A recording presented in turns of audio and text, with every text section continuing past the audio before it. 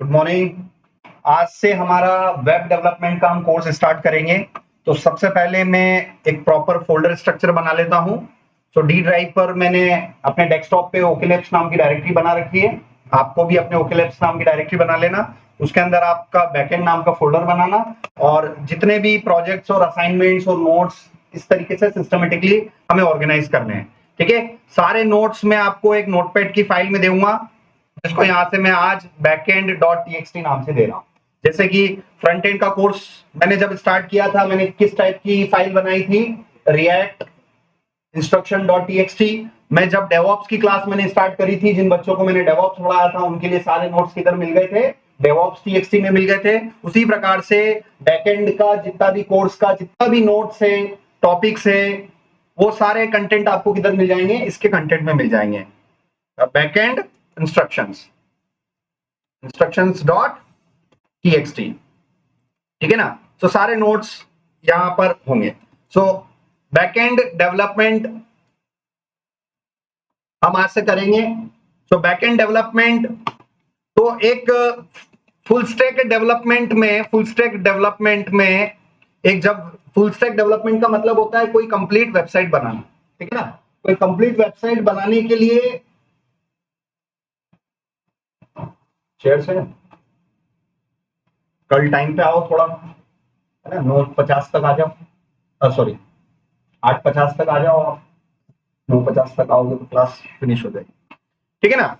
सो हमारा ऑब्जेक्टिव है full stack development करना। तो फुल स्टैक डेवलपमेंट का मतलब ये हो गया कि आप एक वेबसाइट बनाना चाहते हैं, ठीक है ना। एक वेबसाइट होगी जिसको आप www.something.com से आप एक्सेस करोगे और उसके थ्रू आप काम कर सकें। तो वेबसाइट के एग्जांपल आप बता दीजिए, किस किस टाइप की वेबसाइट्स आपने देखी है। आपने सबसे पहली चीज देखी है ई कॉमर्स वेबसाइट। आए दिन आप कुछ ना कुछ ऑनलाइन परचेस करते हैं। अभी दिवाली आने वाली है, आप आई एम श्योर आप सभी किसको यूज करेंगे, फ्लिपकार्ट यूज करेंगे, और कुछ ना कुछ आप दिवाली के लिए या आप जो भी फेस्टिवल मनाते हैं उसके लिए कुछ ना कुछ ऑर्डर आप ऑनलाइन करते हो। So what is Flipkart? Flipkart is a website, ठीक है ना। हो सकता है आप में से फ्लिपकार्ट यूज ना करते हो, कोई किससे ऑर्डर कर दे, अमेजोन से कर ले। तो भाई अमेजोन भी क्या है, एक वेबसाइट है। तो अगर आपको इस टाइप की वेबसाइट्स में जाना है या वेबसाइट्स बनानी है आपको, तो आपको जो है बेसिकली फुल स्टैक डेवलपमेंट का कोर्स करना पड़ेगा। और फुल स्टैक डेवलपमेंट के कोर्स के अंदर हमारे पास अलग अलग चीजें होती हैं, जिसको मैं वन बाय वन आपको बता रहा हूं। सबसे पहले आपको एक वेबसाइट बनाने के लिए आपको फ्रंट एंड डेवलपमेंट सीखना होता है, ठीक है। फ्रंट एंड डेवलपमेंट में आपको क्या क्या चीजें सीखनी होती है, आपको HTML सीखना होता है, CSS सीखना होता है, आपको जावास्क्रिप्ट सीखना होता है, और कोई ना कोई एक डेडिकेटेड फ्रेमवर्क फ्रंट एंड का आपको सीखना होता है, ठीक है ना। सो ये फ्रंट एंड डेवलपमेंट का कोर्स होता है। आज जो मैं आपको स्टार्ट करवा रहा हूं वो बैकएंड डेवलपमेंट से सिखा रहा हूं, ठीक है ना। बैकएंड डेवलपमेंट, तो बैकएंड डेवलपमेंट के अंदर आप अपनी एप्लीकेशन के डेटा को स्टोर करते हो, ठीक है ना। सो मान लीजिए आप इस अमेजोन पर बिल्कुल नए कस्टमर हैं। आज से पहले आपने कभी इस पर अकाउंट नहीं बनाया है। फ्लिपकार्ट पर आपने आज से पहले कभी अकाउंट नहीं बनाया है। आपके पास एक जीमेल की आईडी है या आपके पास जीमेल का अकाउंट भी नहीं है। तो सबसे पहले सिस्टम पे जाके क्या करना होता है, हमें रजिस्टर करना होता है, चाहे वो ईमेल बनाने से रिलेटेड हो या किसी वेबसाइट पे साइन अप करने से रिलेटेड हो। तो इंफॉर्मेशन को हमें बैकएंड सिस्टम में स्टोर करना पड़ता है, ठीक है ना। तो यहां पर बैकएंड डेवलपमेंट का काम ही ये है कि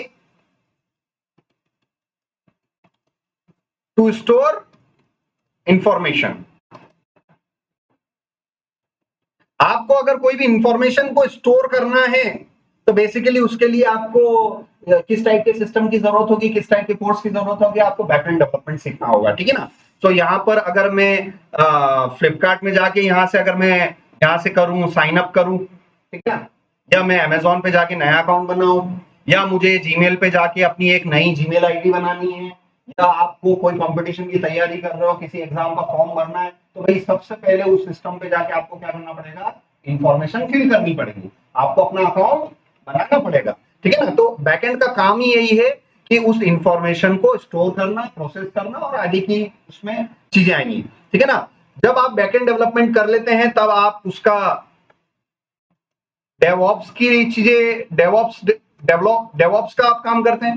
मान लीजिए आपने उसका फ्रंट एंड का काम कर लिया, आपने बैक एंड का काम कर लिया, अब उसको इंटरनेट पर लाने का काम, इंटरनेट पर उसको रखें कैसे, ठीक है ना। तो उसका सारा काम जो होता है वो डेवऑप्स का होता है, ठीक है ना। सो आप में से कुछ स्टूडेंट्स यहाँ बैठे हुए हैं, जैसे विजय है, शुभम है, ये इन स्टूडेंट्स को डेवऑप्स का इन्होंने बेसिक से थोड़ा एडवांस कोर्स इन्होंने कर रखा है। इनको पता है कि किसी भी एक वेबसाइट को ऑनलाइन कैसे करते हैं, ठीक है ना। आप में से कुछ बच्चे ऐसे हैं जिन्होंने फ्रंट एंड का कोर्स बहुत अच्छी तरीके से कर रखा है। आपने वेबसाइट डिजाइन करने से लेके आपने रिएक्ट का कोर्स सीखा, जिसमें आपने एपीआई कॉलिंग वॉलिंग सीखी है, तो ये चीजें आपको फ्रंट एंड वालों को बहुत अच्छी तरीके से पता है, ठीक है ना। आज का कोर्स बैकएंड के अंदर मैं फ्रंट एंड वाले बच्चों को भी ऐड कर रहा हूं और डेवऑप्स वाले बच्चों को भी ऐड कर रहा हूं, तो ताकि बैकएंड का जो कोर्स है वो सभी स्टूडेंट्स एक साथ कर सके, ठीक है ना। तो बैकएंड डेवलपमेंट के अगर हम बात करें, ठीक है, तो यहां पर हमें देखना होगा क्लाइंट सर्वर आर्किटेक्चर। यहां पर हमें क्या सीखना होगा, क्लाइंट सर्वर आर्किटेक्चर यहां पर हमें सीखना होगा। तो बेसिकली क्लाइंट सर्वर आर्किटेक्चर में आपके पास अपना एक लैपटॉप होता है, आपके पास कोई डेस्कटॉप मशीन हो, उसके अंदर गूगल क्रोम होगा होगा आप में से कोई कोई स्टूडेंट्स या तो क्रोम यूज कर रहा होगा, या आप फायरफॉक्स यूज कर रहा होगा, या ओपेरा यूज कर रहा होगा, या यूसी ब्राउजर यूज कर रहा होगा। कोई ना कोई आप क्या कर रहे होंगे, कोई ना कोई ब्राउजर यूज कर रहे होंगे। उस ब्राउजर से आप किसी ना किसी वेबसाइट पर जाके आप साइन अप करोगे, ठीक है ना। वो इंफॉर्मेशन जब भी आप साइन अप करते हो वो आपके बैकएंड सर्वर को जाती है, ठीक है ना। और उस बैकएंड सर्वर पर आपके पास उस इंफॉर्मेशन को परमानेंट स्टोर करने के लिए उन बैकएंड सिस्टम पे क्या होते हैं, डेटाबेसेस होते हैं। तो डेटाबेस क्या होते हैं, ये कुछ इस प्रकार के सॉफ्टवेयर होते हैं जिनका काम डेटा को परमानेंट स्टोर करने का होता है, ठीक है ना। सो मैंने यहाँ पर फ्लिपकार्ट पर गया और मेरा आज से पहले कभी कोई अकाउंट नहीं है, और मैं इस पे अगर साइन अप करूंगा तो ये इंफॉर्मेशन मेरी कहां से कहां जाएगी, क्लाइंट से सर्वर को जाएगी। क्योंकि देखो इस फ्लिपकार्ट को मैंने किस में ओपन कर रखा है, कौन से ब्राउजर में ओपन कर रखा है, यहां से अगर मैं आपको हिंट विंट बता दूं, ठीक है ना, आपको मैं अगर यहां से अपने ब्राउजर की हिंट बता दूं तो मैं कौन सा वो यूज कर रहा हूं, गूगल क्रोम। तो what is Google Chrome, Google Chrome is your client software. Google Chrome क्या है, गूगल क्रोम एक सॉफ्टवेयर है, मगर किस टाइप का सॉफ्टवेयर है, वो क्लाइंट सॉफ्टवेयर, समझ में आ रहा है ना। सो क्लाइंट सॉफ्टवेयर से आप वेबसाइट्स को ओपन करते हैं और उन वेबसाइट्स पर आप अपनी इंफॉर्मेशन को भेजते हैं, ठीक है ना। उन इंफॉर्मेशन को कहां भेजते हैं, आप सर्वर पर भेजते हैं, और उन सर्वर पर इंफॉर्मेशन को परमानेंटली एक और सॉफ्टवेयर में स्टोर किया जाता है जिसे हम डेटाबेस सॉफ्टवेयर बोलते हैं, ठीक है ना। तो एक तरफ तो आपका ये क्लाइंट हो गया, ये भी क्या है, एक सॉफ्टवेयर है। आपका जो क्रोम है ना, क्रोम भी क्या है, सॉफ्टवेयर है। और डेटाबेस भी आपके क्या होंगे बैकएंड में, वो भी सॉफ्टवेयर ही होंगे जो आपकी इंफॉर्मेशन को स्टोर करेंगे। सो यहां पर मैं एक डायग्राम ओपन करता हूं, क्लाइंट सर्वर आर्किटेक्चर। गूगल पे जाना, 3 वर्ड लिखना, क्लाइंट सर्वर आर्किटेक्चर, और इसमें से ये वाला क्लाइंट सर्वर आर्किटेक्चर हम देखते हैं। और मैं इसको न्यू पेज कर लेता हूं, ठीक है ना। तो एक तरफ आपका क्लाइंट होता है, दूसरी तरफ आपका सर्वर होता है। क्लाइंट का काम क्या होता है, रिक्वेस्ट करना, और सर्वर का काम होता है रिस्पॉन्स देना। जैसे स्टूडेंट और टीचर क्या रिलेशन होता है, स्टूडेंट्स का काम होता है क्वेश्चंस पूछना, और टीचर का क्या जवाबदारी होती है, उसको आंसर देना। तो उसी तरीके से आपके पास एक तरफ क्या है, आपका गूगल क्रोम है, आपका सफारी है, आपका कोई सा भी ब्राउजर जो आप यूज करते हो, चाहे वो आप फोन के अंदर भी यूज करते हो, फोन के अंदर यूसी ब्राउजर होता है, क्रोम होता है, फायरफॉक्स होता है, बहुत सारे ब्राउजर होते हैं। तो ब्राउजर एक तरफ, ब्राउजर हमेशा किधर होगा, क्लाइंट साइड पर। और जब उस ब्राउजर का काम होता है वेबसाइट पर रिक्वेस्ट करना, ठीक है ना, और सर्वर का काम होता है आपको रिस्पॉन्स देना। जैसे कि यहां पर मैंने www.google.com लिखा, और जैसे ही मैं एंटर करूंगा तो आपको ये डायग्राम हमेशा ध्यान रखना है। दुनिया की कोई सी भी वेबसाइट आप जब ब्राउजर पर लिखते हो और इंटर करते हो तब ये डायग्राम दिमाग में आ जाना चाहिए कि भाई हो क्या। तो बेसिकली जैसे ही यहां पर आप www.google.com किया और इंटर करोगे तो होगा क्या, तो समझ जाना कि भाई जाएगी क्या, रिक्वेस्ट। रिक्वेस्ट किसको जाएगी, गूगल के सर्वर को। अगर यहां पर आपने लिखा www.flipkart.com और इंटर किया तो भाई रिक्वेस्ट जाएगी किसको, फ्लिपकार्ट के सर्वर को। सबके सर्वर अलग अलग है, ठीक है ना। तो इसके बारे में भी हम देखेंगे। और सर्वर की रिस्पॉन्सिबिलिटी समझ जाना, सर्वर का काम होता है आने वाली रिक्वेस्ट को एक्सेप्ट करना और रिस्पॉन्स देना। जैसे स्टूडेंट्स का काम क्या है, भाई क्वेश्चंस पूछना। टीचर का काम क्या है, उन क्वेश्चंस को सुनना, समझना और उसका एप्रोप्रिएट जवाब देना। तो आप मुझे क्या कर रहे हो, रिक्वेस्ट करोगे और मैं आपको क्या दूंगा, रिस्पॉन्स दूंगा। आप मुझसे क्वेश्चन पूछोगे, मैं आपको क्या दूंगा, जवाब दूंगा। समझ आ रहा है ना। तो ये बेसिकली एक क्लाइंट फ्लो होता है, क्लाइंट सर्वर आर्किटेक्चर होता है, ठीक है ना। सो ये आपको थोड़ा बहुत समझ में आया है। अब रही बात हमारे, हम इन डेटाबेसेस पर हम बात करते हैं कि डेटाबेस क्या होते हैं। So database are some softwares which store user information permanently, ठीक है ना। तो डेटाबेस किस टाइप के सॉफ्टवेयर होते हैं, डेटाबेस कुछ ऐसे सॉफ्टवेयर होते हैं जिनका काम होता है यूजर की जानकारी को स्टोर करना। अब यूजर की जानकारी क्या हो सकती है, यूजर का फर्स्ट नेम, लास्ट नेम, उसके प्रोडक्ट्स, मतलब किसी भी टाइप का इंफॉर्मेशन अगर आप दे रहे हो ना तो वो आपके लिए क्या कहलाएगी, इंफॉर्मेशन। तो यूजर की इंफॉर्मेशन आपको परमानेंटली रखने के लिए आप किनका यूज करते हैं, डेटाबेस सॉफ्टवेयर का यूज करते हैं, ठीक है ना। तो उसमें से डेटाबेस जो सॉफ्टवेयर होते हैं वो अलग अलग टाइप्स के होते हैं, ठीक है ना। तो सबसे पहले डेटाबेस के मैं आपको टाइप्स बता देता हूं। तो सीक्वल डेटाबेसेस होते हैं यहां पर, और दूसरे होते हैं नो सीक्वल डेटाबेसेस, ठीक है ना।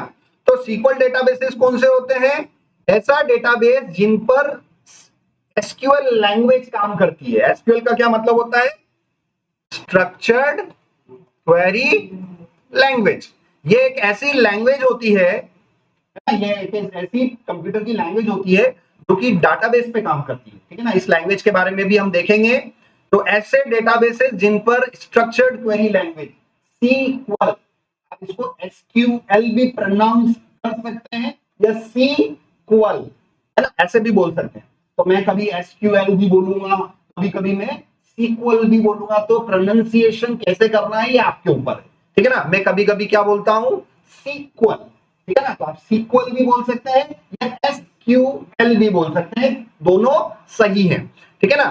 तो हम आज से ऐसे डेटाबेस पे काम करने जा रहे हैं जिनका काम क्या है, जानकारी को, है ना, टू स्टोर। अब यूजर में हटा देता हूं क्योंकि किसी भी प्रकार की जानकारी उनको अगर स्टोर करने के लिए हमें किनकी जरूरत पड़ती है, डाटाबेस। डाटाबेस के जनरली दो टाइप होते हैं, एसक्यूएल वाले डाटाबेस और नो एसक्यूएल वाले डाटाबेस। कुछ ऐसे डाटाबेस जिन पे एसक्यूएल लैंग्वेज काम करती है उनको एसक्यूएल डाटाबेस बोलते हैं, और कुछ ऐसे डेटाबेस जिन पे एसक्यूएल लैंग्वेज काम नहीं करती है उन्हें हम क्या बोलते हैं, नो एसक्यूएल, ठीक है ना। तो भाई ये एसक्यूएल लैंग्वेज मिलेगी कहां पर, इसके टॉपिक्स कहां मिलेंगे, इसके नोट्स कहां मिलेंगे, किस टाइप का होता है। ज्यादा कुछ पढ़ना है तो आप वेबसाइट खोलना, W3 स्कूल्स, W3 स्कूल्स, ठीक है ना। इस वेबसाइट पर गए हम और यहां पर हमें w3schools.com, और इसमें ये चौथा टैब आप देखना, एसक्यूएल, ठीक है ना। तो ये एसक्यूएल क्या है, ये एसक्यूएल हमारी एक ऐसी लैंग्वेज है जो कि डाटाबेस पर जानकारी को स्टोर करने के काम आती है, और स्टोर के साथ साथ आप उन जानकारी को मैनिपुलेट भी कर सकते हैं। मान लो मुझे मुझे किसी डेटाबेस में मुझे किसी किसी डेटाबेस में मुझे अपना नेम स्टोर करना है, मुझे किसी अपने डेटाबेस में मुझे अपना नेम स्टोर करना है किसी डेटाबेस के अंदर, ठीक है ना। अब वो इंफॉर्मेशन मेरी स्टोर हो गई, अगर मान लीजिए उस इंफॉर्मेशन को मुझे अपडेट करना है, मुझे है ना उस इंफॉर्मेशन को मुझे क्या करना है, चेंज करना है, मेरा नाम अनिल से सुनील करना है फॉर एग्जाम्पल, तो मुझे उस डेटाबेस को मुझे क्या करना पड़ेगा, मुझे उस डेटा को मैनिपुलेट करना होगा, ठीक है ना। अपनी जानकारी को जो आपने स्टोर करी है वो स्टोर हो तो गई है, मगर आपको उस डेटा में कुछ चेंजेस करने हैं, आपको उस डेटा को कुछ मैनिपुलेट करने हैं, उसके लिए भी आपको किसकी लैंग्वेज की जरूरत पड़ेगी, एसक्यूएल लैंग्वेज की जरूरत पड़ेगी। डेटा को अगर आपको स्टोर करना है तो आपको एसक्यूएल लैंग्वेज आनी चाहिए, डेटा को चेंजेस करने हैं तो एसक्यूएल लैंग्वेज आनी चाहिए, डेटा आपने स्टोर कर दिया मगर आपको वो डेटा अब नहीं चाहिए तो डेटा को रिमूव करने के लिए भी आपको कौन सी लैंग्वेज आनी चाहिए, स्टोर, आपको एसक्यूएल लैंग्वेज आनी चाहिए। जैसे आपका फोन है, किसी भी व्यक्ति का आप नंबर स्टोर करते हो, गलती से नंबर, अगर आपको गलत नंबर स्टोर हो जाए, किसी का नाम गलत टाइप हो जाए, स्टोर हो जाए, तो उसको आप एडिट कर सकते हो। अगर उस व्यक्ति का आपको नंबर नहीं चाहिए तो आप फोन डायरेक्टरी से डिलीट भी कर सकते हो। तो आपके फोन के अंदर जो फोन डायरेक्टरी है वो चलता फिरता एग्जाम्पल है काय का, डेटाबेस का समझ में आ रहा है। तो डेटाबेस का क्या है, डेटाबेस का काम क्या है, इंफॉर्मेशन को स्टोर करने का और इंफॉर्मेशन को अपडेट करने का और इंफॉर्मेशन को डिलीट करने का, ये सारे काम किसके होते हैं, डेटाबेस के काम होते हैं। और उन डेटाबेस पर काम करने के लिए हमें एक लैंग्वेज आनी चाहिए जिसको हम बोलते हैं एसक्यूएल लैंग्वेजेस। तो मार्केट में ऐसे कुछ लैंग्वेजेस अवेलेबल हैं, मैं पॉपुलर मार्केट में ऐसे कौन कौन से डेटाबेसेस हैं जो कि एसक्यूएल बेस्ड होते हैं वो मैं आपको बता देता हूं।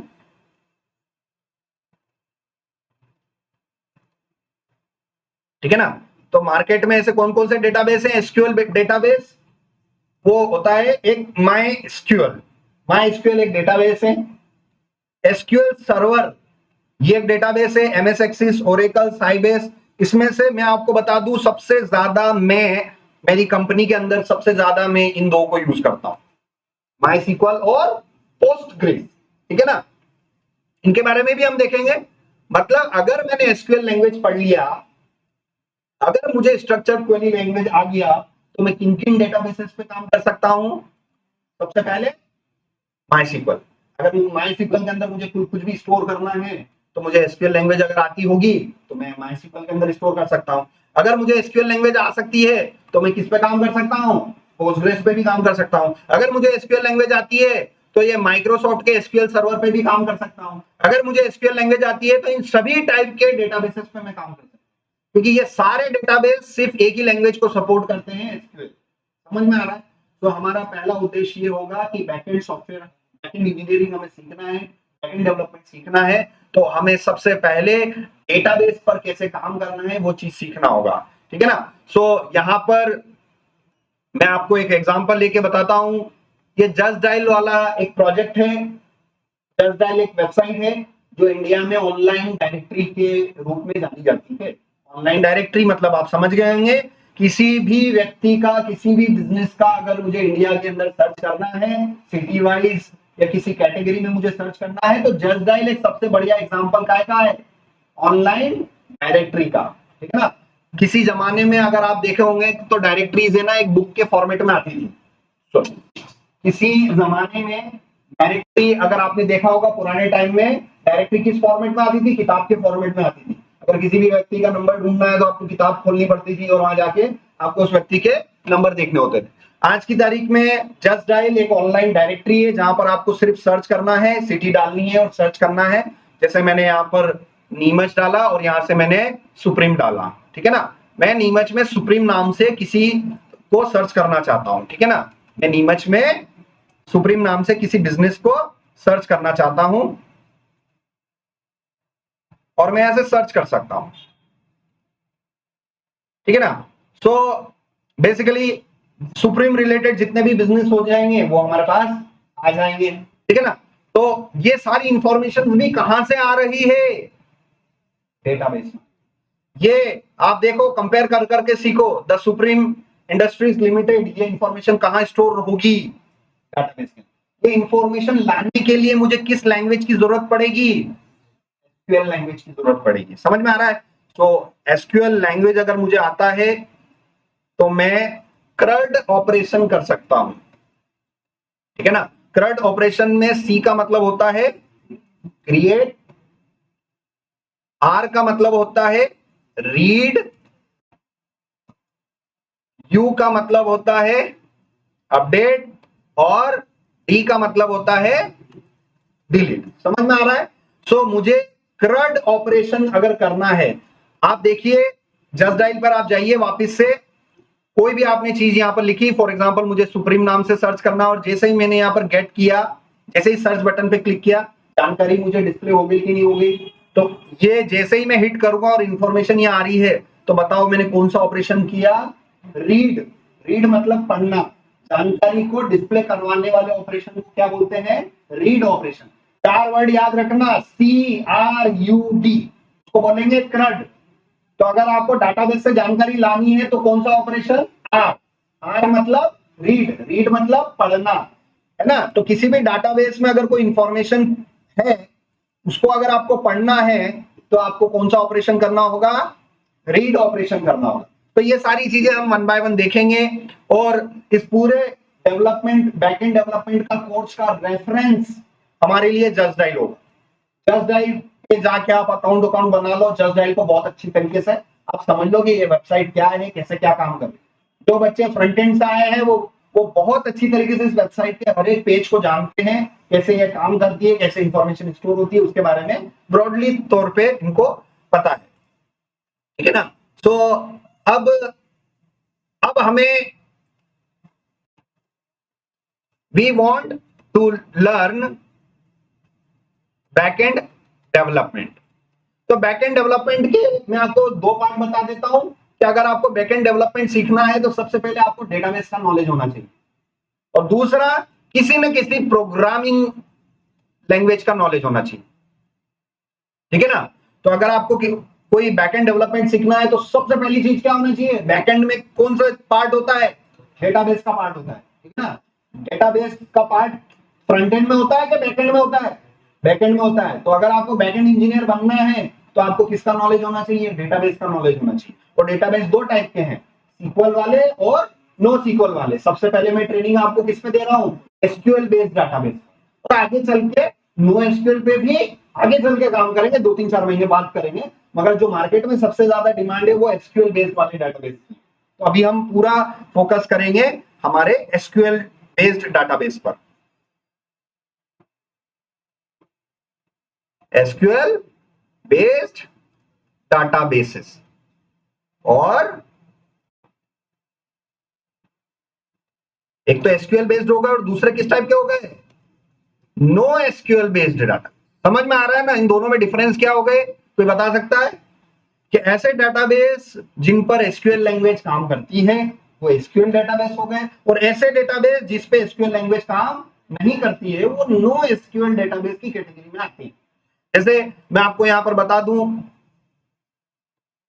तो सबसे पहला एसक्यूएल बेस्ड डेटाबेस का सबसे पॉपुलर जो है माइसीक्वल है, दूसरा पोस्टग्रेस है। ठीक है ना? ये पॉपुलर है, जो सबसे ज्यादा मैंने अपने 15 साल के करियर में यूज किया है वो ये दो ही है।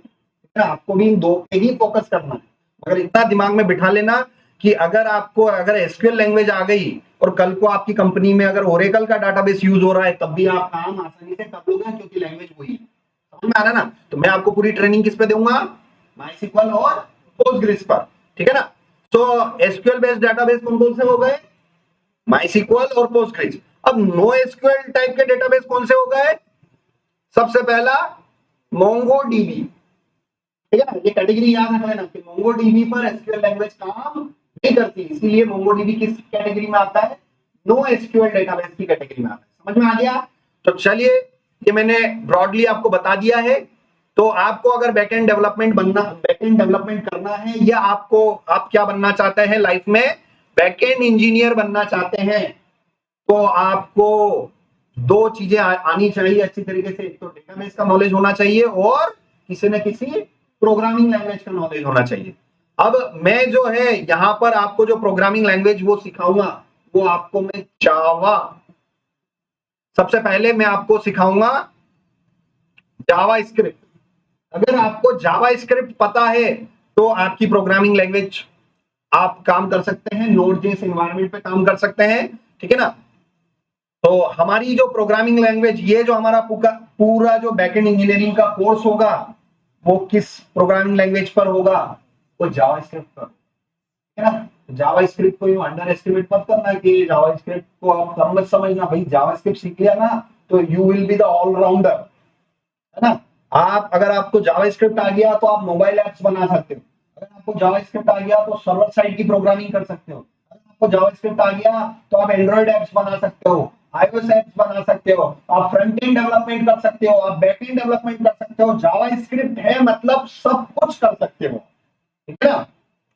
तो यहाँ पर ये पूरी ट्रेनिंग जो चलेगी हमारे स्पोर्ट्स की, ये कौन सा प्रोग्रामिंग लैंग्वेज यूज करूंगा मैं जावास्क्रिप्ट यूज करूंगा। बहुत सारे बैकएंड डेवलपमेंट के कोर्सेज अलग अलग प्रोग्रामिंग लैंग्वेज में किए जाते हैं, जैसे पाइथन। पाइथन भी एक प्रोग्रामिंग लैंग्वेज है मगर इसका पूरा कोर्स अलग। बहुत सारे ऐसे कोर्सेज होते हैं जहां पर क्या सिखाया जाता है? जावा। बहुत सारे ऐसे कोर्सेज मिलेंगे जहां पर आपको क्या सिखाया जाएगा? .NET। बहुत सारे ऐसे कोर्सेज आपको सिखाए जाएंगे जहां पर आपको दुनिया भर की अलग अलग प्रोग्रामिंग लैंग्वेजेस को आपका नॉलेज दिया जाए, ठीक है ना। मैं आपको वो चीज सिखा रहा हूं जिसका मार्केट में बहुत डिमांड है। मतलब मैं वो चीज नहीं सिखा रहा हूं जो इजी हो, फटाफट सीख जाओगे एक आध महीने के अंदर और आपको फिर 2-5 हजार 10 हजार की सैलरी पर काम करना है। क्या लाइफ में ऐसा ऑब्जेक्टिव है कि आपका 5-10 हजार की सैलरी पर काम करना है कि 1 लाख 2 लाख की सैलरी पर काम करना है? भाई जिसमें ज्यादा पैसा मिलेगा वो चीज हमें करना है। तो आपको जावा स्क्रिप्ट का मैं आपको बता दूं, मार्केट में बहुत ज्यादा डिमांड है और इनका आप है ना कंपैरिजन भी कर सकते हो, ठीक है ना, कि हम कौन सी लैंग्वेज करें। तो आपको उसके लिए आपको जाना होगा गूगल ट्रेंड्स पे, आप चले जाना गूगल ट्रेंड्स। आपको गूगल ट्रेंड्स पे जाना है। किस पे जाना है? गूगल ट्रेंड्स पे। और आप मेरे कहने पे मत जाओ। मैंने कह दिया कि भैया पाइथन नंबर 1 प्रोग्रामिंग लैंग्वेज हो तो मान लोगे क्या? नहीं मानोगे। आप क्या करोगे? रिसर्च करो। तो रिसर्च काय पे करोगे? गूगल ट्रेंड्स पर। कि यार सर ने तो बोल दिया जावा जो है नंबर 1 लैंग्वेज है, तो हम थोड़ा मार्केट रिसर्च तो कर लें। तो रिसर्च जाके यहाँ पर करना, यहाँ पर आप रिसर्च करना। सबसे पहले जावा स्क्रिप्ट, जावा स्क्रिप्ट लिखना, ठीक है। तो जावा स्क्रिप्ट का कंपैरिजन आप करना। यहां पर ये कंपेयर करने के लिए भी बोलेगा। जावा स्क्रिप्ट का हम कंपैरिजन करेंगे कैसे? पाइथन से। पाइथन का कंपैरिजन हम करेंगे किससे? जावा से। जावा का कंपैरिजन हम किससे करेंगे? .NET से। और भी बताओ? और PHP से, ठीक है ना। तो दुनिया भर की जो जो भी लैंग्वेजेस आपने सुनी है या किसी ने कहा हो कि भाई ये नंबर 1 है, जावा स्क्रिप्ट नंबर 1 नहीं है, भाई जावा नंबर 1 है, तो किसी की बात पे मत जाना, मेरी बात पे भी मत जाना। आप गूगल खोल के देखना, गूगल ट्रेंड्स ओपन करना और चारों पांचों प्रोग्रामिंग लैंग्वेज जिनका आपको कंपैरिजन करना है कि भैया कौन टॉप पे चल रहा है। तो गूगल ट्रेंड्स एक ऐसा वेबसाइट है जिसपे पूरी दुनिया भर में जो लोग सर्च करते हैं वो किस लैंग्वेज के बारे में सर्च टॉपिक्स पढ़ रहे हैं, किस लैंग्वेज के बारे में पढ़ रहे हैं, तो इससे एक जनरल आइडिया लग जाएगा कि पूरी दुनिया भर में ऐसी कौन सी प्रोग्रामिंग लैंग्वेज है जो अभी सबसे ज्यादा सर्च की जा रही है, ठीक है ना। तो आप इसको सर्च किया आपने और यहां से आप सिर्फ इंडिया के लिए ही सर्च मत करना कि मुझे पूरा वर्ल्ड वाइड देखना। और मुझे वर्ल्ड वाइड में भी मुझे 2004 से अभी तक का डेटा बताओ। 2004 से अभी तक का डेटा बताओ। तो यहां पर आप देखेंगे जावा स्क्रिप्ट ये ब्लू कलर में है, पाइथन रेड कलर में है। 2021, 22, 23, 24, 25 और यहां पर आप देख सकते हैं पाइथन का क्रेज बहुत ज्यादा चल रहा है। .NET का देखो बिलो 1%। मतलब आज की तारीख में अगर .NET अगर कोई कर रहा है ना कोर्स तो भैया वो उसके लिए मार्केट में आगे चल के अपॉर्चुनिटी बिल्कुल ना के बराबर होगी, क्योंकि अभी से ट्रेंड्स प्रिडिक्ट हो रहे हैं कि भैया ये नहीं है। PHP 7 मिले हैं और जावा स्क्रिप्ट 3, पाइथन 18, ठीक है ना। तो पाइथन को सबसे ज्यादा रेटिंग इसलिए मिली है क्योंकि पाइथन अभी एआई के अंदर, आर्टिफिशियल इंटेलिजेंस के अंदर, मशीन लर्निंग के अंदर कौन सी लैंग्वेज सबसे ज्यादा हेवीली यूज हो रही है? पाइथन यूज हो रही है, ठीक है ना। तो पाइथन के अंदर इसका प्रिडिक्शन है, ठीक है ना। और यहाँ पर आप कंट्री वाइज भी देख सकते हो। कंट्री वाइज कहां पर देखो, पूरा रशिया, चाइना, ऑस्ट्रेलिया, इधर की ओर क्या यूज हो रही है? ये पाइथन यूज हो रही है। और पूरा अमेरिका और ये इधर क्या यूज हो रही है? ज्यादा जावा यूज हो रही है, ठीक है ना। तो डिपेंड करता है, ठीक है ना। तो इस तरीके से आप जो है थोड़ा सा रिसर्च कर सकते हैं। अब हम जो यूज करेंगे वो हम जावास्क्रिप्ट यूज करेंगे, और मुझे अगर बैकएंड इंजीनियर बनना है, आपको अगर बैकएंड इंजीनियर बनना है, तो आपको सबसे पहले डाटाबेस सीखना होगा और कोई ना कोई एक प्रोग्रामिंग लैंग्वेज। हम कौन सी प्रोग्रामिंग लैंग्वेज पे हमारी पूरी ट्रेनिंग चलेगी? हमारी जावास्क्रिप्ट पे चलेगी। जावास्क्रिप्ट मतलब नोड.जेएस, ठीक है ना। तो इसका कंपैरिजन आप यहाँ से वो नोड.जेएस भी लिख सकते हो, तो नोड.जेएस का भी ग्राफ आ जाएगा। हो सकता है वो पाइथन से ऊपर निकल जाए, हो सकता है, मैं नहीं कह रहा हूँ कि निकलेगा ही, बट आप नोड.जेएस की भी पॉपुलैरिटी मार्केट में चेक कर सकते हैं, ठीक है ना।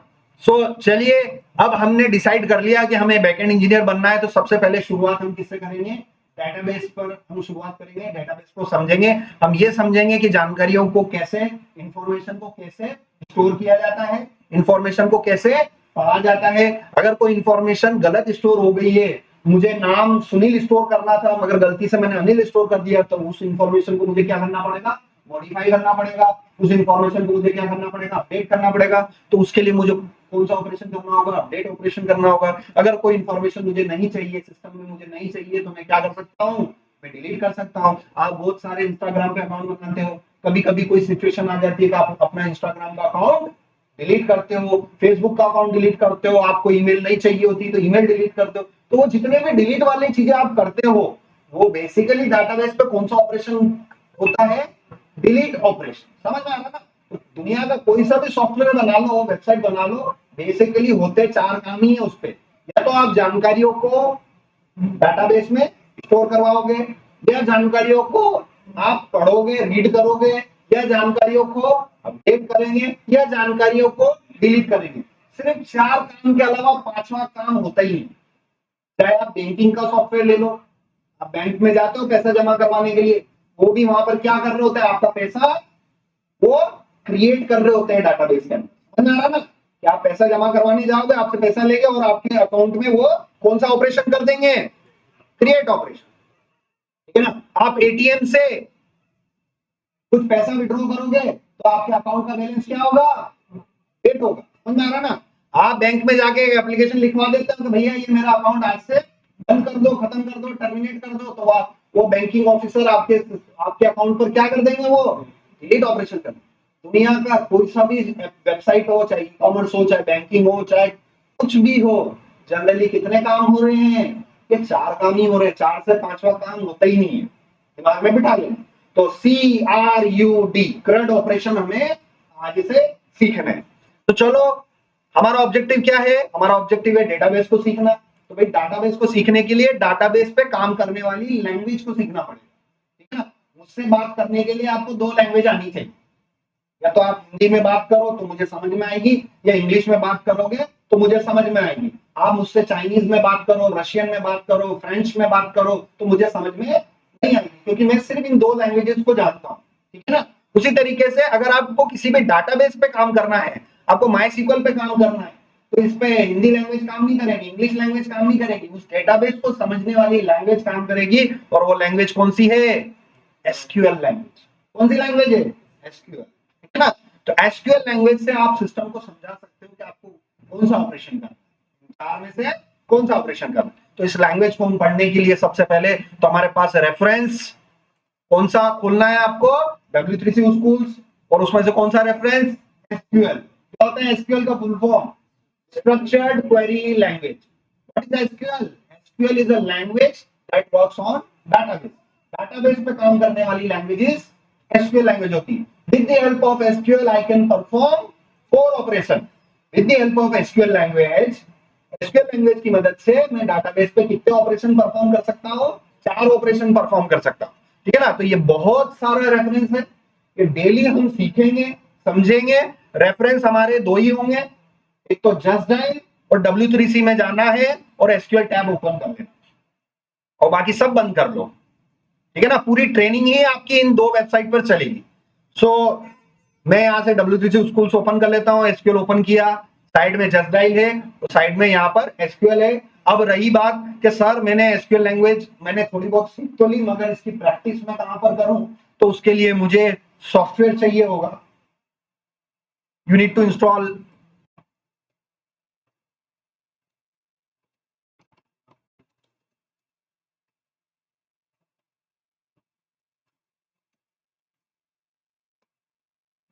ठीक है ना, ठीक है ना। सो आपको अपने लैपटॉप पर, आपको अपनी मशीन पर इंस्टॉल करना होगा सॉफ्टवेयर, एक ऐसा सॉफ्टवेयर जहां पर आपको डाटाबेस मिलेगा, जहां पर आपको डाटाबेस मिलेगा। कौन सा? आपको डाटाबेस माइस्क्यूएल मिल जाएगा, और उसी डाटाबेस पर आप कौन सी लैंग्वेज पे काम कर सकते हो? एसक्यूएल। उस सॉफ्टवेयर का नाम है, वो सॉफ्टवेयर जो मैं आपको बताने जा रहा हूं, जो आपको अपने लैपटॉप पे इंस्टॉल करना है, उस सॉफ्टवेयर का नाम है XAMPP, ठीक है ना। इस सॉफ्टवेयर का क्या नाम है? XAMPP, ठीक है ना।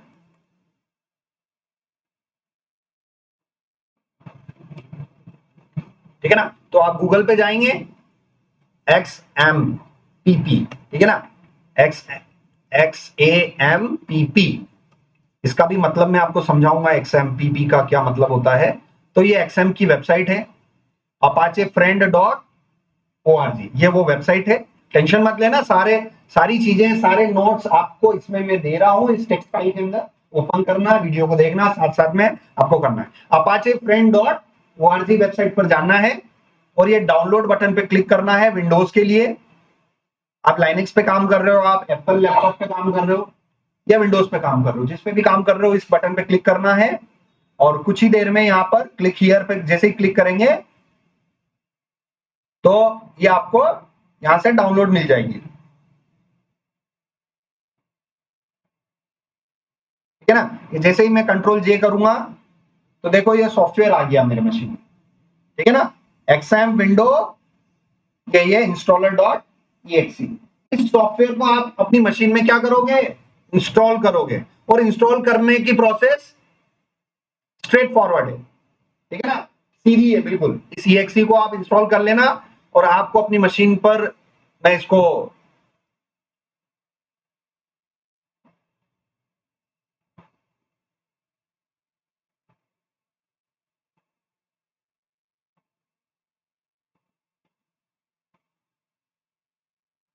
ठीक है, स्पीड स्लो आ रही है, मैं इसको बंद कर रहा हूं, और ये सॉफ्टवेयर आप अपनी मशीन में इंस्टॉल कर लेना।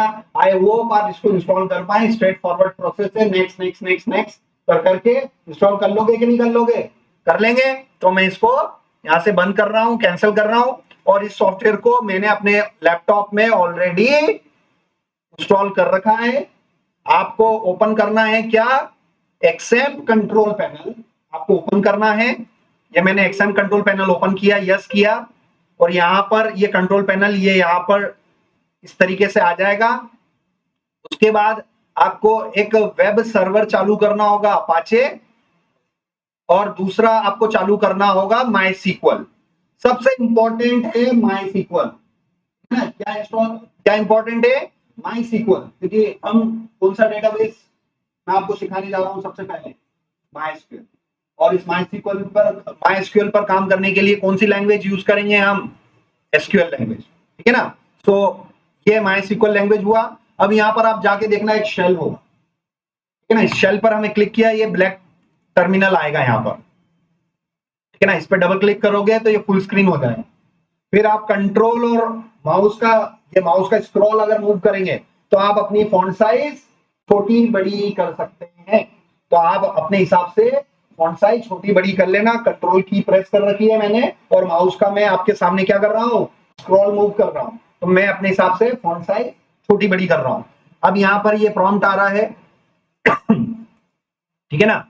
तो कंट्रोल पैनल पर देखना, ये MySQL ये ग्रीन में आना चाहिए, ये MySQL ग्रीन में आना चाहिए, और यहाँ पर पोर्ट नंबर 3306 ये लिखा हुआ होना चाहिए। अगर ये नहीं आ रहा है, तो आप फिर ये प्रॉम्प्ट आपका काम नहीं करेगा। आगे की जो मैं कमांड्स बताने जा रहा हूँ, वो बिल्कुल काम नहीं करेगी। तो आपको ये चीज चेक कर लेनी है कि ये MySQL ये ग्रीन बॉक्स में लिखा हो, और दूसरा 3306 ये इंपॉर्टेंट लिखा हुआ, ठीक है। ये MySQL के सामने क्रॉस लग रहा है, इससे कोई मतलब नहीं है। क्या इंपॉर्टेंट है?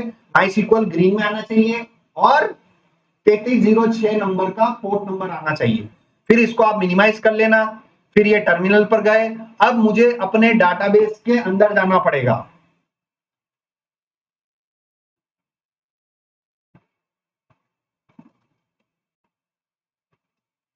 और शेल पर जैसे ही शेल होगा तो वहां पर आपको कमांड चलानी है MySQL dash u root dash p. ठीक है ना, ये कमांड है, इसको समझना। जब मैं आपको आगे चल के जब कुछ टर्मिनल, ये कमांड है, ये डैश से स्टार्ट होने वाला ये फ्लैग फर्स्ट है, ये फ्लैग फर्स्ट की वैल्यू है, ये डैश पी जो है ये हमारा क्या है, फ्लैग टू है, और इसके बाद आएगी हमारे फ्लैग टू की वैल्यू। भाई फॉर्मूला देख देख के समझना। माई सीक्वल क्या है, कमांड है, तो डैश से स्टार्ट होने वाले उस कमांड के अंदर उनको हम फ्लैग्स बोलते हैं। क्या बोलते हैं, फ्लैग्स। और उन्हीं फ्लैग्स को हम आर्ग्यूमेंट्स भी बोलते हैं। क्या बोलते हैं, आर्ग्यूमेंट्स। एक और बार लिख देता हूं, फ्लैग की जगह इसको मैंने बोल दिया अर्ग। अर्ग मतलब आर्ग्यूमेंट, ठीक है ना, और अर्ग value.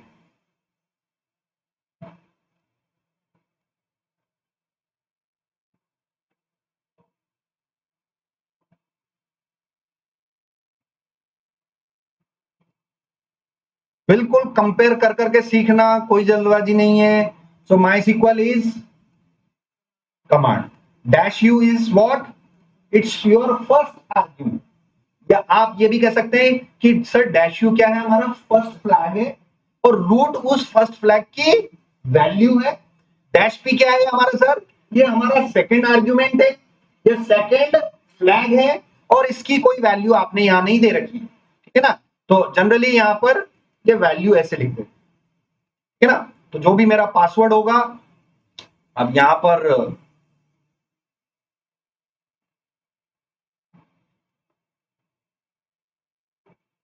This is my user, this is my password, ठीक है ना।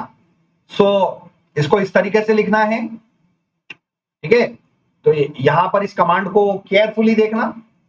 तो ये रहा मेरा हैश, हैश के सामने हैश लिख दिया मैंने, समझ में आ रहा है। तो हैश के तुरंत बाद मुझे क्या लिखना है, बिल्कुल कंपेयर कर करके सीख लो। भाई सबसे पहली चीज मुझे क्या लिखना है, MySQL, MySQL is a command, dash u is your first argument, और इस फर्स्ट आर्ग्यूमेंट यू का मतलब यूजर नेम, यूजर नेम क्या है मेरा, रूट, और रूट ही लिखना है आपको, ठीक है ना। और फिर डैश पी, और अब मैं करूंगा इंटर। अब ये मुझसे पूछ रहा है पासवर्ड, तो पासवर्ड ही नहीं, ठीक है ना। इस माइस्क्यूएल डेटाबेस में एंटर करने के लिए मुझे यूजर नेम तो क्या देना पड़ेगा, रूट, और पासवर्ड है ही नहीं। तो है ही नहीं मतलब कुछ भी टाइप नहीं करना है, और डायरेक्ट इंटर। तो ये मुझे कहां लाके छोड़ देगा, ये मुझे डाटाबेस के अंदर लाके छोड़ देगा। ये प्रॉम्प्ट आ रहा है मतलब आप सक्सेसफुली हो गए हो। अगर वेलकम मैसेज आ जाए, welcome to MariaDB monitor, अब मैंने लॉगिन किसमें किया है, माई सीक्वल में, लिखा हुआ क्या रहा है, मारिया डीबी। तो माई सीक्वल और मारिया डीबी सेम ही है, अलग अलग नहीं है, ठीक है ना। तो वेलकम टू मारिया डीबी लिखा हुआ आ जाए और इस तरह का प्रॉम्प्ट आ जाए, इसका मतलब आप किसके अंदर आ चुके हो, माई एसक्यूएल डेटाबेस के अंदर आ चुके हो। अब यहां पर आप अपनी क्या चला सकते हो, अपनी एसक्यूएल की कमांड चला सकते हो, ठीक है ना। अपनी एसक्यूएल की कमांड्स चला सकते हैं, ठीक है ना। तो ये चीज समझ में आई आपको इस तरीके से। अब चलिए मैं यहां पर एक तरीका और बता देता हूं। इस टर्मिनल को मैंने बंद किया और इस शेल को मैं दोबारा ओपन करूंगा आपके सामने, फुल स्क्रीन किया, फॉन्ट साइज बढ़ाई, MySQL is your command dash u root dash p, ठीक है। और मेरा पासवर्ड तो है ही नहीं, तो मैं यहां से इंटर करूंगा, ये फिर पासवर्ड मांग रहा है। तो वो आगे चल के आप देखेंगे कि अगर किसी का पासवर्ड होगा तो आप डैश पी के बाद डायरेक्ट भी लिख सकते हैं। तो आप इंटर कर लेना, दो बार इंटर कर लेना, ये हो गया, ठीक है ना।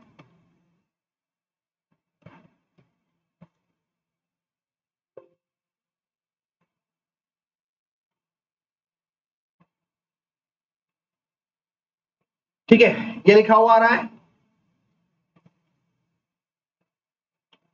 अब हमने देखा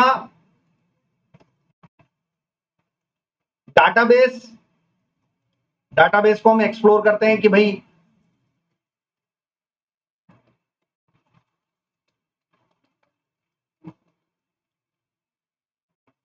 क्वेश्चन ये है कि आप अपनी इंफॉर्मेशन कहां स्टोर करते हैं? The answer is database. We store our information in database. अब डेटाबेस का स्ट्रक्चर आपको समझना होगा। तो डेटाबेस के अंदर क्या होंगी? डेटाबेस के अंदर होंगी कुछ टेबल्स होंगी और उन टेबल्स के अंदर आपका क्या होगा? डेटा होगा। ठीक है ना? मुझे अपना नेम अगर स्टोर करना है किसी डाटाबेस के अंदर, तो मेरे अपने नेम को डाटाबेस में डायरेक्ट स्टोर कर सकता हूं कि उस डाटाबेस के अंदर मुझे टेबल बनानी पड़ेगी और टेबल के अंदर डेटा को स्टोर करना पड़ेगा। तो फॉर्मेट ये याद रखना, यहां पर MS पेंट लिया मैंने। ठीक है, मैं डायग्राम से आपको समझा देता हूं। मान लीजिए ये है आपका डाटाबेस और इस डाटाबेस के अंदर आपके पास होगी आपकी टेबल होगी और उस टेबल के अंदर आपका इंफॉर्मेशन होगी। आप जितने भी आप इंफॉर्मेशन स्टोर करना चाहें,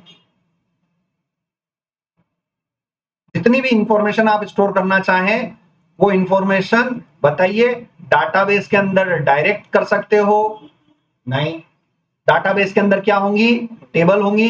तो इस डायग्राम को मैं थोड़ा सा यहां पर ड्रॉ करके आपको बता देता हूं। ये बाहर जो बॉक्स दिख रहा है ये आपका क्या है? डाटाबेस। ये अंदर वाला जो बॉक्स दिख रहा है ये आपका क्या है? ये टेबल है। ठीक है ना? ये मेरी हो गई यूजर टेबल और ये अंदर जो दिखाई दे रहा है ये मेरा क्या है? ये मेरा डेटा है। ठीक है ना? तो आपको समझ में आ रहा है? तो आपको कोई भी इंफॉर्मेशन स्टोर करना है तो उस इंफॉर्मेशन को किसी ना किसी टेबल में स्टोर करना है। ठीक है ना? तो मेरे पास ऐसी एक डाटाबेस के अंदर इस पूरे बाहर वाले बॉक्स को देखो, इसके अंदर मेरे पास कितने अंदर वाले बॉक्स हो सकते हैं? मल्टीपल। ठीक है ना? तो मेरे पास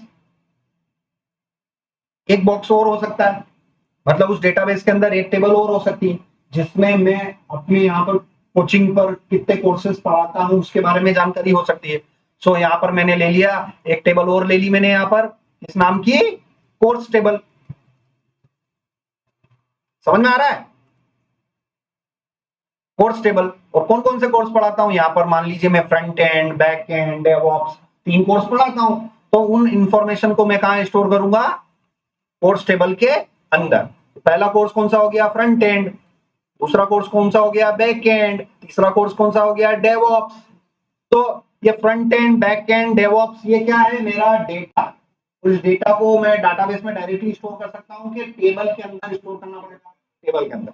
तो यूं समझ के चलो कि डाटाबेस एक पेरेंट है, उस पेरेंट के अंदर टेबल्स आएंगी और टेबल्स के अंदर डेटा है। समझ में आ रहा है ना? तो ग्रैंड पेरेंट, पेरेंट और चाइल्ड, इसको इस तरीके से आप डायग्राम के थ्रू आप समझना। तो अब मान लीजिए मुझे अपने, आप सभी मेरे स्टूडेंट्स हैं और मुझे स्टूडेंट्स की जानकारी स्टोर करनी है। आस्था, पलक, विजय, चारो, चित्रांश, शुभम, क्या नाम है आपका? पीयूष। ये आप सब मेरे स्टूडेंट्स हो। अब आपकी सबकी जानकारी को स्टोर करने के लिए सबसे पहले मुझे क्या बनाना पड़ेगा? डाटाबेस। और डाटाबेस के अंदर मुझे बनानी पड़ेगी, बताइए कौन सी टेबल? स्टूडेंट टेबल, ताकि आप सभी की जानकारी को मैं उस टेबल के अंदर रख सकूं। कौन सी टेबल बनानी पड़ेगी मुझे? Student table. स्टूडेंट्स नाम की मुझे क्या बनानी पड़ेगी? टेबल बनानी पड़ेगी। और उस स्टूडेंट्स टेबल के अंदर मैं 1 बाय 1 एक एक स्टूडेंट्स के नाम स्टोर कर सकता हूं। ठीक है ना?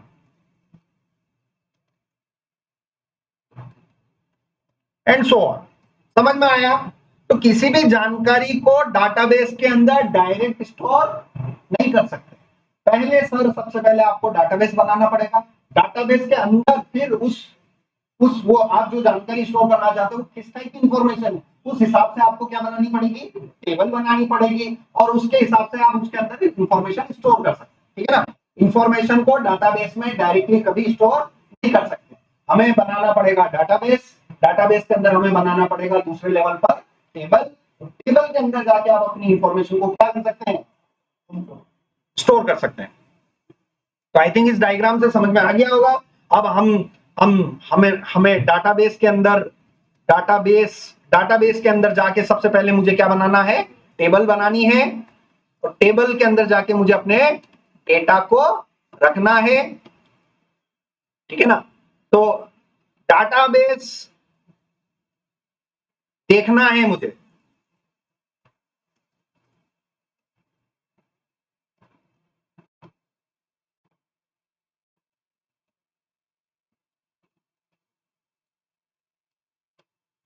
तो सबसे पहला क्वेश्चन यह है कि जितने भी डेटाबेस बने हुए हैं अगर वो मुझे देखना है तो उसके लिए एसक्यूएल की कमांड क्या है,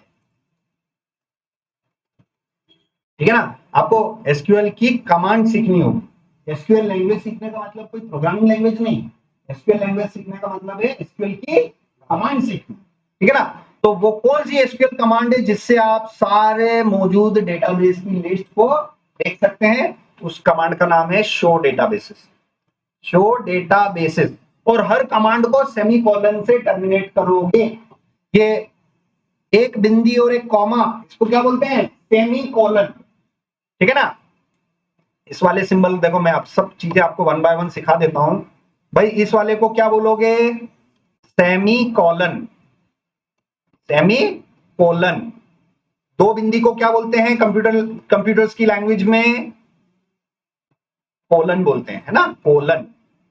तो ये जितनी भी एसक्यूएल कमांड मैं आपको सिखाऊंगा उन कमांड के लास्ट में भाई क्या होना चाहिए, सेमी कोलन होना चाहिए, अदरवाइज वो कमांड काम नहीं करेगी। देख मैं बताता हूं, ये टर्मिनल पर गया और यहां पर मैंने लिखा शो डाटा बेसिस, और मैं सेमीकोलन नहीं लिख रहा हूं और इंटर करूंगा, तो कमांड काम करी क्या, नहीं करी। कंप्यूटर को पता ही नहीं चलेगा कि आपकी कमांड कहां खत्म हो रही है। जैसे आप हिंदी में लिखते हो पूर्ण विराम लिखते हो, इंग्लिश में आप फुल स्टॉप लिखते हो, उसी तरीके से कंप्यूटर को भी समझने के लिए कि भाई जो आपने लिखा है वो खत्म यहां हो रहा है, उसके लिए कंप्यूटर में पूर्ण विराम नहीं यूज होता है, फुल स्टॉप नहीं यूज होता है। कंप्यूटर में अपना एक सिंबल है, वो सिंबल कौन सा है, सेमीकोलन, ठीक है ना। तो ये थोड़ा सा मैंने किया और यहां से मैंने शो, अब मैं थोड़ा सा बाहर आ गया हूं, मैं वापस से सिस्टम के अंदर जाने का प्रयास कर रहा हूं, root dash p enter enter, ठीक है।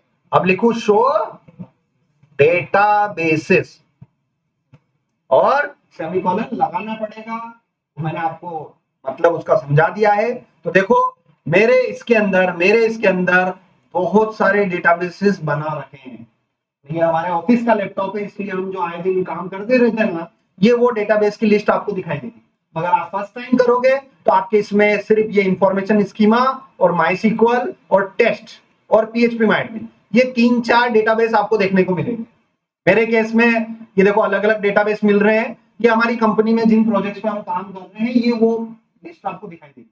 अगर आप फ्रेश अपने सिस्टम में इंस्टॉल करोगे ना तो आपको सिर्फ कौन कौन से दिखाई देगा, information schema, MySQL, PHP MyAdmin, test और परफॉर्मेंस स्कीमा, ये 4-5 डेटाबेसेस आपको दिखाई देंगे, ठीक है ना। सो सबसे पहली एसक्यूएल कमांड मैंने आज आपको कौन सी सिखाई, शो डेटाबेसेस सेमीकोलन, ठीक है ना। अब क्वेश्चन आता है how to create your own database. तो यहां पर आप जाएंगे एसक्यूएल के अंदर, जो जो भी मैं कमांड्स आपको सिखा रहा हूं वो यहां पर आपको दिखेगी, ठीक है ना। सो SQL create database, SQL create database statement, statement मतलब कमांड, स्टेटमेंट मतलब कमांड। सो इसको मैं क्या बोल सकता हूं, इस पूरी कमांड को शो डेटाबेस को क्या बोल सकता हूं, ये शो डेटाबेस का ये स्टेटमेंट है, स्टेटमेंट मतलब कमांड। शो डेटाबेसेस वाली कमांड है, मैंने चलाई और मेरे को सारी लिस्ट मिल जाए, ठीक है ना। उसी तरीके से how to create your own database, so यहाँ पर how to create our own database, syntax याद रखना है। अगर एसक्यूएल को सीखना है तो सिंटेक्स पता होना चाहिए, फार्मूलाज, अगर फार्मूलाज पता है तो सब कुछ कर सकते हो, फार्मूला नहीं पता है तो कुछ नहीं कर सकते हो। मैथ्स में पता है ना मैथ्स सभी को आती है, गणित, गणित का एक ही रूल है, अगर फॉर्मूला पता है तो आप मैथ्स कर लोगे, फॉर्मूला पता नहीं है तो आप मैथ्स नहीं कर पाओगे। सिंपल इधर भी यही है कि एसक्यूएल अगर अच्छा सीखना है तो आपको फॉर्मूला, मतलब कंप्यूटर में फॉर्मूला नहीं बोलते हैं, कंप्यूटर में क्या बोला जाता है, सिंटेक्स। सिंटेक्स का मतलब फॉर्मूला ही होता है, ठीक है ना। अगर हमें कमांड के सिंटेक्स पता है, अगर हमें कमांड के फॉर्मूला पता है, तो हम एसक्यूएल लैंग्वेज बहुत अच्छी तरीके से सीख सकते हैं। तो कमांड क्या है, क्रिएट डेटाबेस और डेटाबेस का नाम, क्रिएट डेटाबेस और डेटाबेस का नाम। तो क्रिएट डेटाबेस, क्रिएट को आप चाहें तो कैपिटल में लिखें या फिर आप चाहें तो स्मॉल में भी लिख सकते हैं, डाटाबेस को भी स्मॉल में लिख सकते हैं, कोई दिक्कत नहीं, कैपिटल में लिखोगे तब भी चल जाएगा, स्मॉल में लिखोगे तब भी चल जाएगा। डाटाबेस का नाम आप अपने हिसाब से ले सकते हैं। मैं पहला डेटाबेस बनाऊंगा ए नाम से, और क्योंकि ये डेटाबेस है तो लास्ट में मुझे डीबी लिखना चाहिए, समझ में आ रहा है ना, A_DB, D_DB। तो आपको डेटाबेस बनाना है और देखना है। आज की क्लास में एक ही काम करना है, डेटाबेस बनाना है, देखना, बनाना है, देखना, ए से जेड तक। आपको ये डेटाबेस कहां तक करना है, अप टू जेड। अब सीक्वेंस आप देख लेना, ये आज आपका असाइनमेंट है ए से जेड तक का। तो चलिए मैं 2-3 बना के बता देता हूं। सबसे पहले मैं डेटाबेस बनाने जा रहा हूं, कमांड क्या है, क्रिएट डेटाबेस और डेटाबेस का नाम A_DB और लास्ट में सेमीकोलन और इंटर किया। जैसे इंटर करूंगा क्या लिखा हुआ आ जाएगा, क्वेरी ओके, इसका मतलब डेटाबेस बन चुका है, ठीक है ना। अब बन चुका है तो देखेंगे, ये फ्लो याद रखना, बनाना है, देखना है, बनाना है, देखना है, बनाना है, देखना है। पहले बनाओगे फिर देखोगे, फिर बनाओगे फिर देखोगे। इसी तरीके से मुझे करना है शो डेटाबेसेस और सेमीकोलन। तो देखो ये डेटाबेस बन गया कि नहीं बन गया, ठीक है ना। अब मुझे कौन सा डेटाबेस बनाना है, बी। तो कमांड फिर से क्रिएट, बोल बोल के, लिख लिख के याद करना, कॉपी पेस्ट मत करना, क्रिएट बोल बोल के, क्रिएट डाटाबेस B_DB और सेमीकोलन। अब बना दिया तो अब क्या करूंगा, देखूंगा, ठीक है ना। देखने के लिए शो डेटाबेसेस और सेमीकोलन और इंटर किया। तो देखो डेटाबेस बनाया, देखा, बनाया, देखा, ए और बी बन चुके हैं। एक डेटाबेस और बता देता हूं, सी। तो कमांड वही है, क्रिएट डाटाबेस और डेटाबेस का नाम C_DB, लास्ट में सेमीकोलन। अब क्वेरी ओके लिखा हुआ आ रहा है, इसका मतलब डेटाबेस बन चुका है, मगर उसका स्क्रीनशॉट भी मुझे देना कि सर ये डेटाबेस बन गया, ये इसका आउटपुट, ये बी बन गया, ये इसका आउटपुट। तो ये सारा मुझे किस फॉर्मेट में चाहिए, स्क्रीनशॉट में। तो मैं अभी आपको बता देता हूं, शो डेटाबेसेस, ठीक है ना। अब ये हो गया, अब इसका स्क्रीनशॉट में लेने जा रहा हूं आपके सामने। ये देखिए, ये स्क्रीनशॉट लिया और मैं व्हाट्सएप के ग्रुप में जाऊंगा और जो भी अपना ग्रुप चल रहा है उस ग्रुप में आप ऐसे स्क्रीनशॉट सबमिट करेंगे।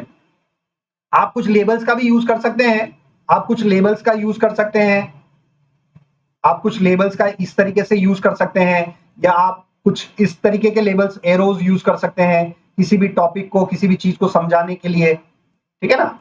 कि सर ये कमांड मैंने यूज कर ली, इस कमांड से ये हो रहा है, ठीक है ना। ये कलर्स यहाँ चूज कर सकते हो, कुछ लेबल्स ले सकते हो आप, ठीक है ना, कुछ लेबल्स ले सकते हो।